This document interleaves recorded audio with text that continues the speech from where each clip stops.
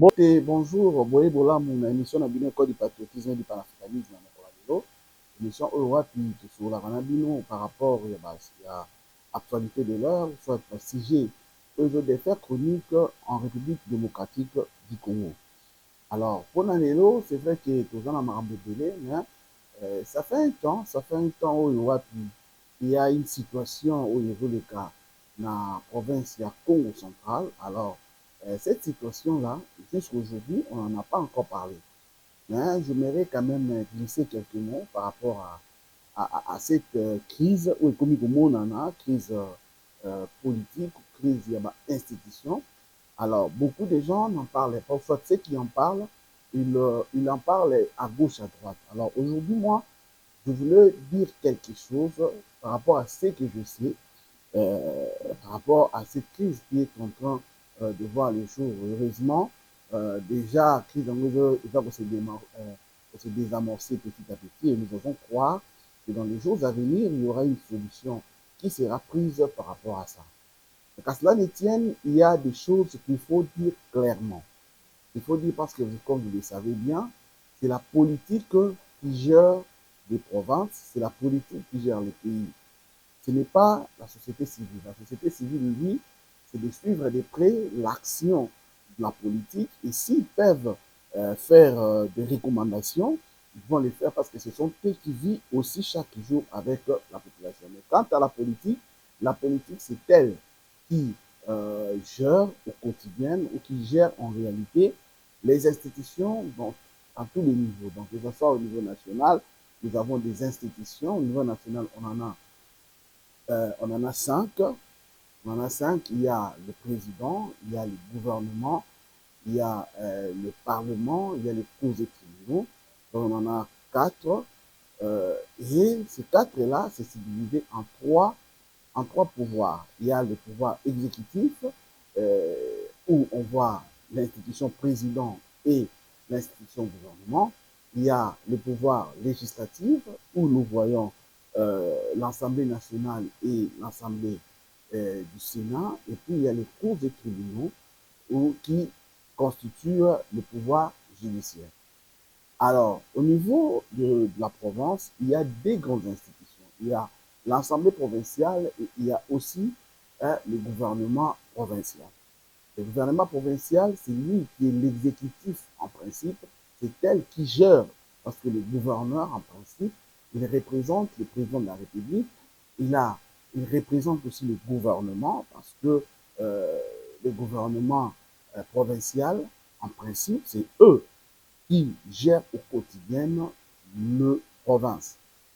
Et l'Assemblée provinciale, quant à elle, elle est l'organe délibérant, c'est elle d'abord qui vote le gouverneur et le vice-gouverneur. Ce sont eux qui peuvent censurer ce dernier.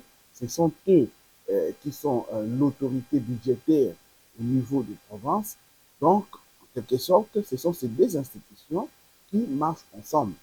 Mais c'est vrai, il y a d'autres agences provinciales ou soit d'autres entreprises publiques provinciaux qui font en sorte que le province puisse générer des recettes. Alors, en réalité, quand vous êtes en train de gérer, c'est vous, la politique, qui gérez tout ça. Alors, vous êtes sans ignorer qu'en 2023, il y a eu des élections qui se sont passées dans la République démocratique du Congo. Et au Congo central, il y a les élections provinciales qui se sont déroulées. Et lors de ces élections, il y a eu des partis politiques qui ont, euh, qui ont été à la tête des autres partis politiques quant à ce qui concerne les résultats des législatives provinciales et nationales. Et c'est ce qui fait en sorte qu'on puisse déterminer quel est le parti politique qui a beaucoup plus de poids, afin que ces derniers puissent savoir comment est-ce qu'il peut marcher avec les autres partis, enfin de mettre en place le gouvernement provincial, ou soit mettre le ticket d'abord au niveau de l'Assemblée provinciale, et après cela, mettre aussi le ticket au sein du gouvernement, soit comment est-ce qu'ils peuvent voter un gouverneur et un gouverneur adjoint, soit un vice-gouverneur, et ensemble, ils vont mettre en place le gouvernement provincial. Revenons dans le Congo central parce que c'est ça qu'il s'agit.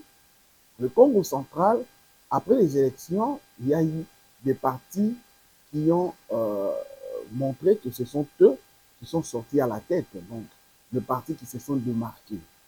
Il y a premièrement le parti UDPS.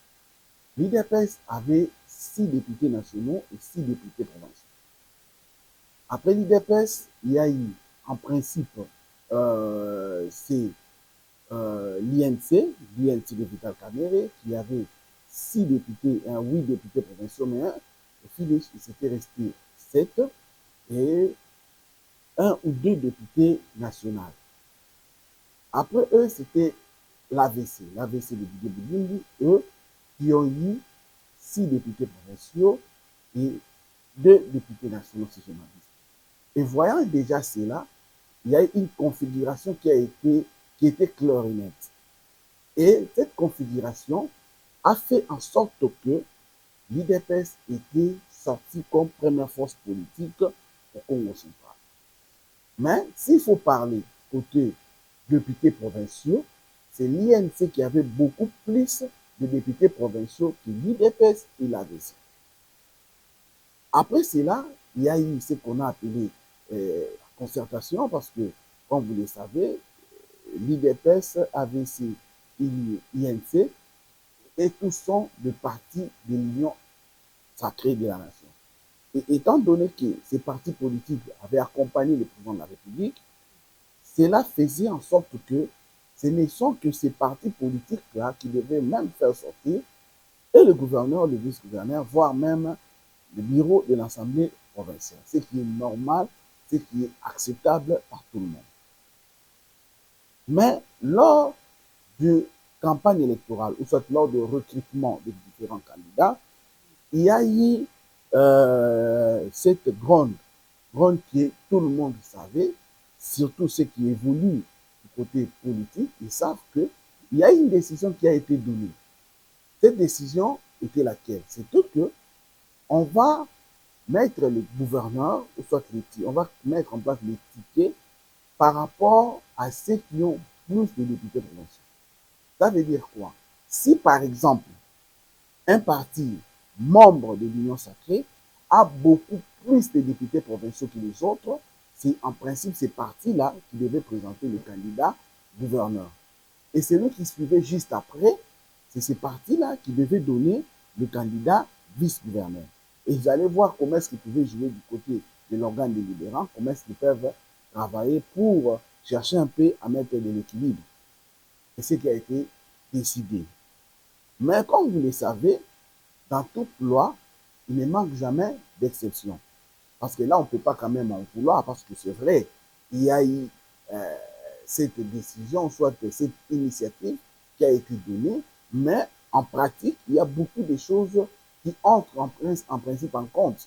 Entre autres, par exemple, les stratégies, les moyens, parce qu'il faut faire la campagne, ainsi de suite. Tout ça, excusez, ça entre en compte pour que l'on arrive à décider qui sera candidat et qui ne le sera pas. Pour ce qui concerne notre province, le Congo central, pendant ces temps-là, il y a eu des tickets qui s'étaient décidés. Il y a eu premièrement le ticket INC, donc, qui était chapeauté en tant que gouverneur par Guy Bandou, qui était de l'INC. Et il y a eu aussi quelqu'un qui était de l'UDPS, ensemble. C'est lui, en principe, qui était de l'UDPS, mais il a travaillé, il était dans le même ticket avec Guy Bandou. De l'autre côté, il y a l'AVC de Didier Boudimbi, qui lui aussi enviait ce poste de gouverneur. Ce qui est normal parce qu'en politique, on ne peut pas empêcher quelqu'un d'avoir des ambitions. Là, il n'y a pas de problème, c'était légitime, c'était normal que chacun puisse chercher comment est-ce qu'il pouvait gagner des causes par rapport à son parti. Mes chers frères et sœurs, vous êtes d'accord avec moi, soit tous ceux qui ne le savent pas, l'étiquette AVC IDPS a été créé à Kimpese. Et cela a fait en sorte que l'on puisse accepter que Grace Bilolo puisse être candidat gouverneur et Tela comme vice-gouverneur. Tela qui était un député provincial élu à la liste de l'UDPS dans la circonscription de Mbangangungu, c'est lui qui était proposé comme candidat ou vice-gouverneur afin qu'on puisse créer le ticket AVC UDPS. Mais chose grave, arrivé au niveau de l'Assemblée provinciale, il y a eu Papi Mantezolo qui a été promis comme président de l'Assemblée provinciale. Alors que lui, c'est vrai, il était à la liste de l'INCE allié, mais il s'était désolidarisé parce qu'il est le seul député provincial de son parti politique qui est NDK. Et il a été proposé comme président et l'UDPS, dans l'organe délibérant, il y avait Victor Swami, qui est aussi un président fédéral de l'UDPS Fédération de Matadi, qui a été proposé comme rapporteur.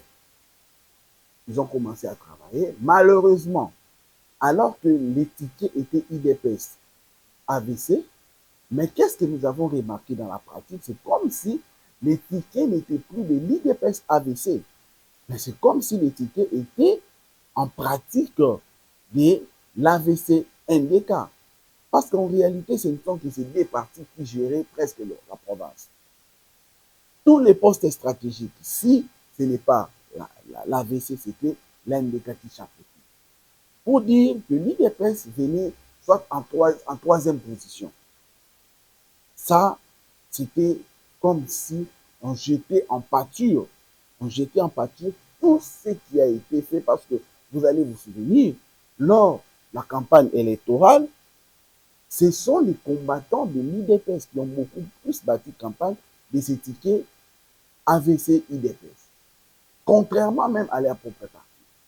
Ils ont bâti campagne, ce sont eux qui ont piloté, moi je me souviens, à cette époque, il y a eu un peu de fissure au sein de l'UDPS parce qu'il y a d'autres candidats, d'autres combattants qui soutenaient les tickets Valmasamba, Guiban de Valmasamba, et il y a d'autres tickets qui soutenaient Grace Bilolo et Tela. Alors il y avait cette rupture, mais nous avions eu des informations disant que les tickets Bilolo et Tela étaient beaucoup plus prometteuses que les tickets Bandou Massamba.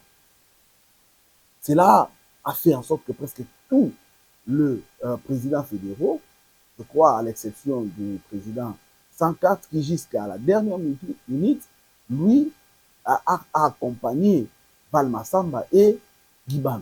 Mais les autres, sur les 12 fédérations qui comptent, l'IDPS fédération l'IDPS dans le Congo central, à peu près 11 présidents fédéraux, ou soit 11 fédérations, étaient officiellement derrière ces tickets Bilolo et Tela. Parce qu'ils avaient des promesses strictes, des promesses fermes en disant que ce n'est que ces tickets-là qui pouvaient faire en sorte que dès qu'ils passeraient, leur parti politique, chacun va aller se retrouver.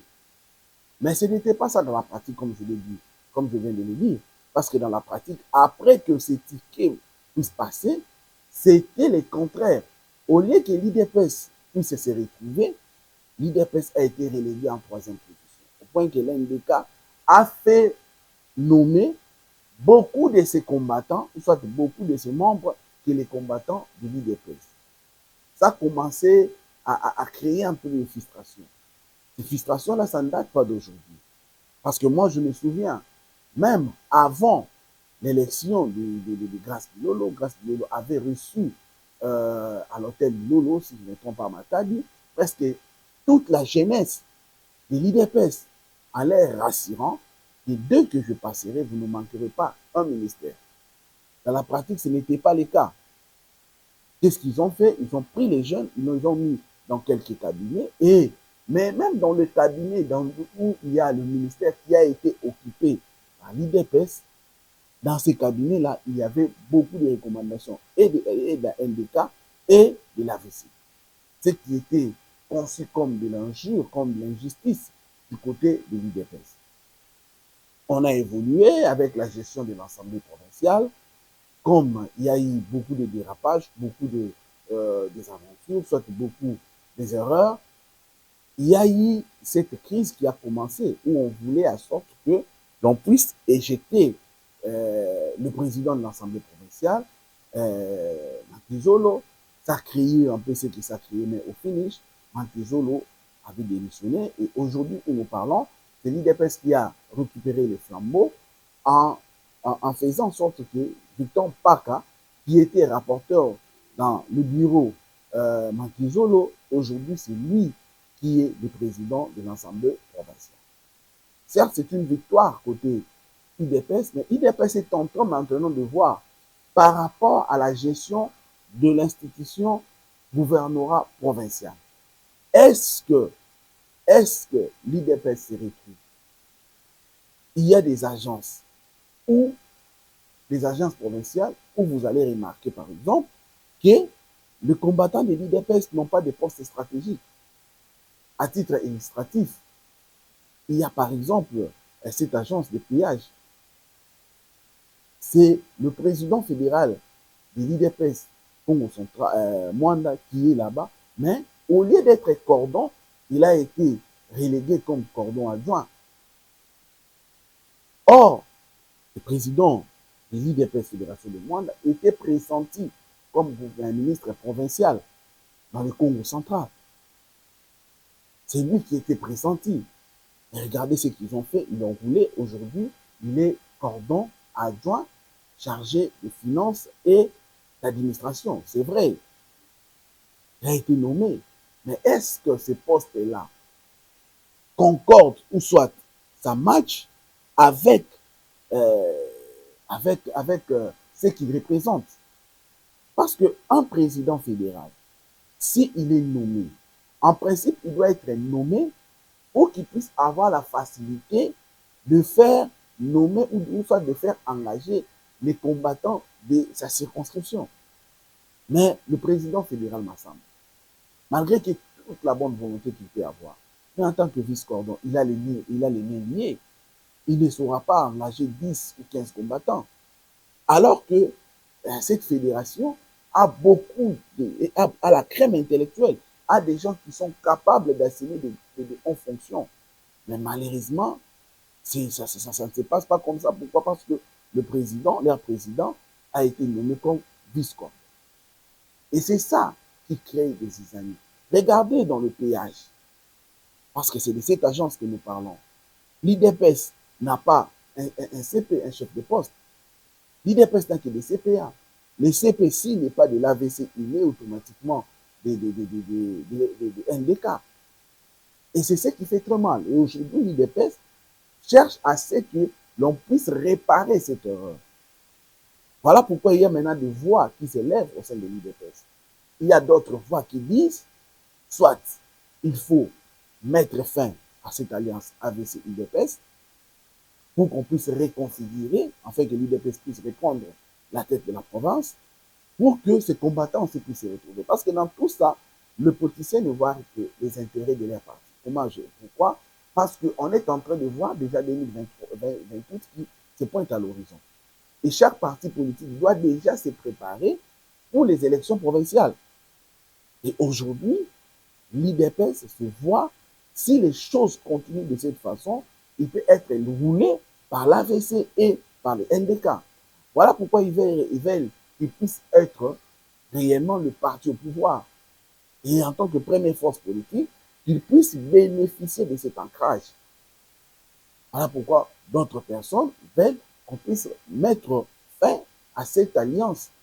D'autant plus que le gouverneur Grace Lelo avait commis une bêtise, avait commis ce qu'on appelle erreur politique. Il avait reçu les fédéraux de l'UDPS Congo central. Et lors de leurs négociations, il s'est permis de dire qu'il n'a pas un accord signé entre AVC et UDPS.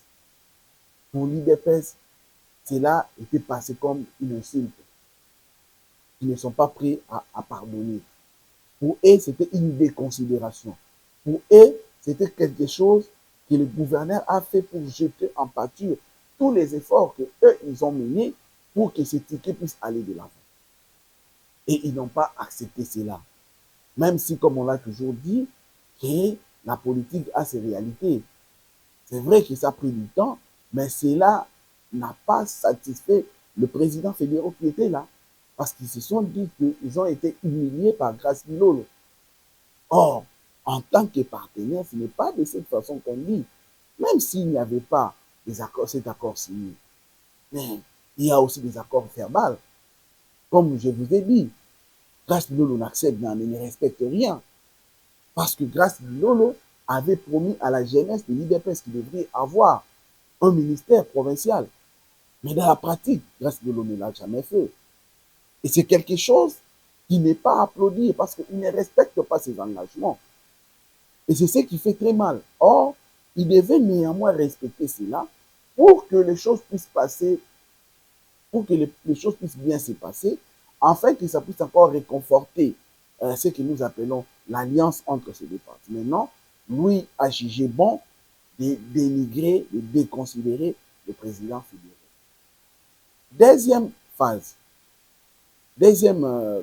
phase, ou soit euh, le deuxième front du côté de l'IDPS, et se disent que non, on ne va pas mettre fin à cette alliance IDPS-AVC, mais nous devons revoir cela. Nous devons faire une étude, nous devons évaluer comment est-ce que nous avons marché pendant tout ce temps. Cela veut dire quoi? Si l'IDPS a été réellement considéré comme parti au pouvoir, premièrement, et deuxièmement comme première force politique dans le Congo central.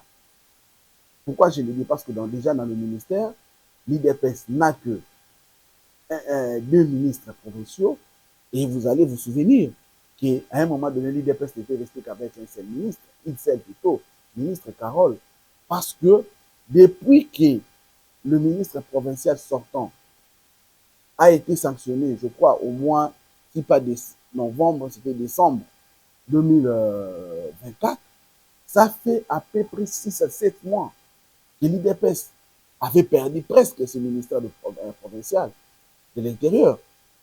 Et ça fait à peu près 6 à 7 mois que dans le gouvernement provincial, l'IDPS n'avait plus qu'un seul ministre, c'est les 10 ministres. Et ça aussi, ça a très mal passé chez les combattants de l'IDPS. Ils ont vu que c'était une négligence qu'ils ne pouvaient pas accepter. Voilà pourquoi ces deuxièmes groupes veulent qu'on puisse revoir un peu cette alliance, voir là où ça n'a pas marché, que l'IDPS puisse être traité d'abord comme parti présidentiel et deuxièmement comme première force politique dans le Congo central. Cela revient à dire quoi? Cela revient à dire que l'IDPS doit avoir beaucoup de membres dans le gouvernorat provincial, c'est-à-dire l'IDPS doit avoir des conseillers, l'IDPS doit avoir des experts, l'IDPS doit avoir des chargés de communication au sein du gouvernorat. Au niveau du gouvernement provincial, l'IDPS doit avoir au moins 4 ministres, c'est tout à fait normal. D'autant plus que, avec Guy Band, malgré que l'IDPS n'avait qu'un seul député provincial, mais l'IDPS avait à un moment donné 4 ministres provinciaux. À combien plus forte raison? Aujourd'hui, l'IDPS en a multiplié par 6, c'est-à-dire l'IDPS a 6 députés provinciaux et 6 députés nationaux.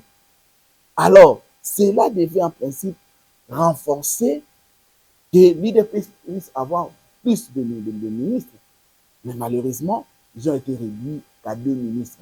Cela veut dire qu'ils n'ont eu que 20% dans le gouvernement provincial, alors que ce sont eux qui sont la première force politique. Et ça ne se conçoit pas dans des salons de dialogue de l'IDPS, et c'est tout à fait normal.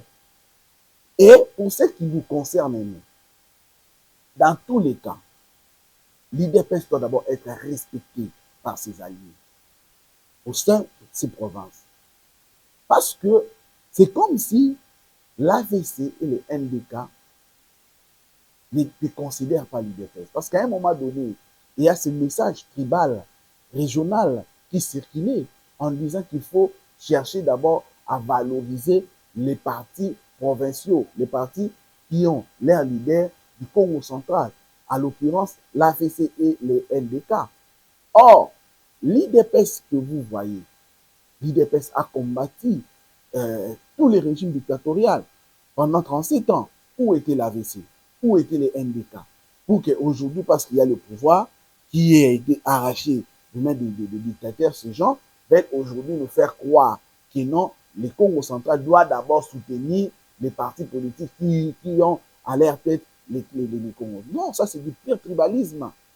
Ce sont des antivaleurs que nous n'accepterons jamais. Mieux vaut les partis nationaux. Parce que même si nous allons de cette manière-là, chers frères, réfléchissons un peu. Vous soutenez un parti politique parce que parce que leur président soit leur autorité morale est du Congo central. Dites-moi, chers Congolais, dites-moi, chers Congo, mais ces partis-là ne vont qu'évoluer en province, mais vous n'allez jamais vous faire représenter au niveau national parce que vous n'aurez pas de députés nationaux. Parce qu'en réalité, le Congo central, c'est les 26 provinces. Le Congo central est parmi les 26 provinces. Mais imaginez-vous, si vous n'avez pas de candidats députés nationaux sur toutes les étendues de la République, vous n'aurez jamais de députés nationaux. Et ça sera difficile. Même si vous en aurez combien? Est-ce qu'il y aura un parti provincial qui peut avoir plus de 10 députés nationaux? C'est inconcevable. C'est vraiment inconcevable. Voilà pourquoi, moi, je pense humblement que ces propagandes-là ne marchera pas. Parce qu'aujourd'hui, les Congolais ne sont plus dupes. Les Congolais savent que nous devons marcher main dans la main. Les Congolais savent que tout Congolais, partout où il se retrouve, il est chez lui. Donc, ça ne sert à rien de chercher à véhiculer le message tribal. Parce que ça ne marchera plus. Et voilà pourquoi je pense que dans tous les cas, l'UDPS doit être respecté. L'UDPS doit être traité comme parti au pouvoir. Et ça aussi, je l'ai dit pourquoi. Parce qu'il y a un message, ou soit il y a des rumeurs qui circulent aujourd'hui pour d'autres partis politiques qui se permettent de dire que non, il y a de l'injustice, il y a ces gens, il y a la politique, on traite beaucoup l'UDPS, on le traite bien par rapport à d'autres partis politiques. Mais c'est concevable, c'est normal. C'est très normal. D'autant plus que pendant le régime de Kabila, malgré Kabila avait le FCC, est-ce qu'il y a un parti politique au sein de l'FCC qui était bien traité plus que le PPRD? Non. Parce que le PPRD était considéré comme la pierre de lance du FCC. C'est la même chose avec l'IDPS et l'Union sacrée. L'IDPS au sein de l'Union sacrée, c'est l'IDPS qui est la pierre de lance de l'Union sacrée, que vous le vouliez ou non. Parce que le président de la République provient de ces familles politiques, de l'IDPS. Le président de la République et l'IDPS aujourd'hui a beaucoup plus de députés nationaux que les autres partis politiques. Au moment où nous parlons, l'IDPS a beaucoup de députés provinciaux, même ici dans le Congo central. Donc, il ne doit pas être traité de la même manière avec d'autres partis politiques. Non. D'autant plus que même en classe, il y a toujours le premier, le deuxième, le troisième, le quatrième, ainsi de suite. Vous n'allez pas dire que le même cadeau qu'on donnera au premier, ça doit être le même cadeau qu'on doit donner au deuxième. Non, ça n'a pas de sens. Que chacun puisse accepter humblement sa place. Si vous êtes deuxième, acceptez que vous soyez traité comme deuxième. Si vous êtes troisième, si vous êtes quatrième, ainsi de suite. Et l'IDPS, à part l'effet d'être la première force politique dans le Congo central, c'est aussi un parti présidentiel. Cela veut dire qu'il doit être traité doublement mieux que vous. Et ça, c'est clair. Donc, ne cherchons pas les démons là où ils ne se retrouvent pas.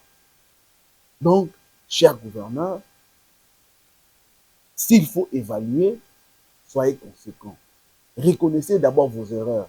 Vous ne devriez pas dire que vous n'avez pas des accords avec l'UDPS. D'autant plus que pour que vous puissiez être admis ou soit sollicité par, ou soit parti avoir la bénédiction du CG Augustin Kabouya, qui à l'époque était informateur. Vous étiez allé là-bas, et c'est lui, en principe, qui avait introduit, soit qui avait validé votre candidature du ticket AVC-UDPS. Mais aujourd'hui, vous voulez tout jeter en pâture. Pourquoi? Parce que vous avez les pouvoirs.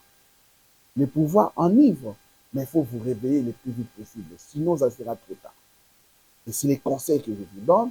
Et je demanderai à l'UDPS de ne pas baisser les bras. Ils doivent continuer avec la pression parce que c'est leur droit. Ils doivent se retrouver. Dans ces agences-là, l'UDPS doit avoir au moins 50% des chefs de poste. Ça, c'est normal. L'UDPS doit avoir la tête de beaucoup des agences. S'il y a des membres de l'UDPS qui se retrouvent quelque part et qui ne font pas engager les combattants, l'UDPS a le droit de demander que ces derniers puissent quitter leur poste, qu'on puisse mettre d'autres personnes. Et au cas contraire, le pire risque d'arriver. Le pire sera quoi? L'UDPS va rompre cette alliance, soit cette alliance avec l'AVC, et il fera de tout son mieux pour qu'il puisse récupérer le gouvernorat provincial. Ça, c'est quelque chose qui est normal, qui est légitime. On ne va pas en vouloir à l'UDPS parce que c'est normal, c'est un parti politique. Chaque parti politique a ses ambitions, chaque parti politique cherche son intérêt, chaque parti politique a ses ambitions. Donc, on ne va pas en vouloir et on va l'accepter. Merci beaucoup à vous qui nous avez suivis. C'était une émission spéciale du Congo central.